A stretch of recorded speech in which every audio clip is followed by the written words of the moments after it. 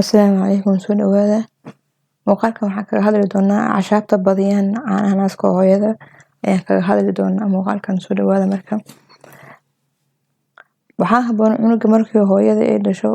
xilliga ugu horeeya inta sida ugu dhaqsiyaha badan inay hooyada naas ku nuujiso cunuga si naaska caano badan uu soo saaro cunugana uga faa'iideysto caanaha ugu horeeya naaska hooyada soo saaraan faa'iidooyinka caanaha ugu horeeya naaska hooyada soo saaraan cunuga leeyahay waxaa waaye kow waxay ka saacidaa koritaanka xagga caqliga ilmaha oo in cunuga caqligiisa uu maxal laha uu korisho fiican sameeyo ka saacidaa difaaca jirka ilmaha inuu xoogeysto ka saacidaa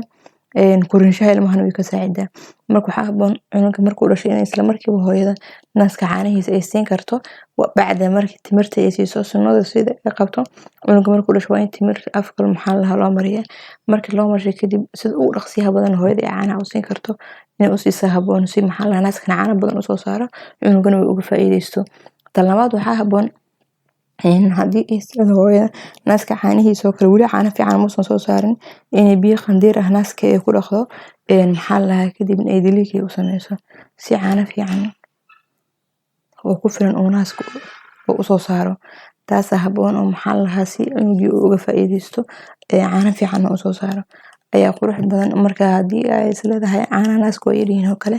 diliik ku sameeyo oo kale oo diliik maxal laha si wax badan u soo saaro ama biyo qandiir ah u dhaq labadaba way ka saacidaa waxaa kale oo haboon 3 bilood u horeyso inay hooyada la socoto korinshaha cunuga miisaan maxal laha ilaa meeqa ku siyaado caadi ahaan cunuga 10 maalmood u horeyso nuqsaan oo sameeyo oo maxal laha intuu ku dhasho uu ka catooba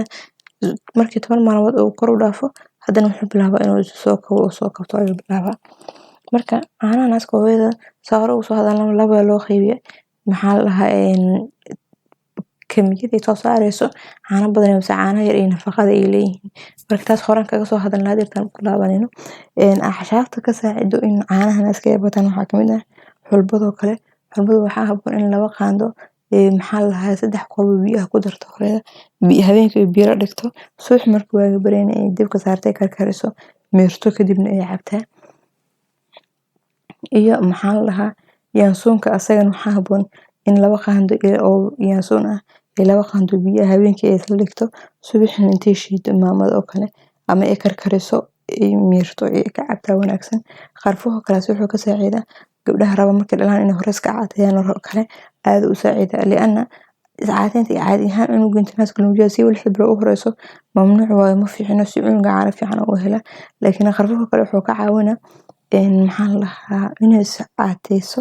oo maxal laha caatada uu qayb ka qaato iyo caanaha naaska oo badiyo labada faa'iido isku leeyahay sanjabiilka oo kale sanjabiilka budada ah hadii ay maalintii cabto kale maxal laha asagana caanaha naaska oo badiyo shamartu waa badisaas iyadana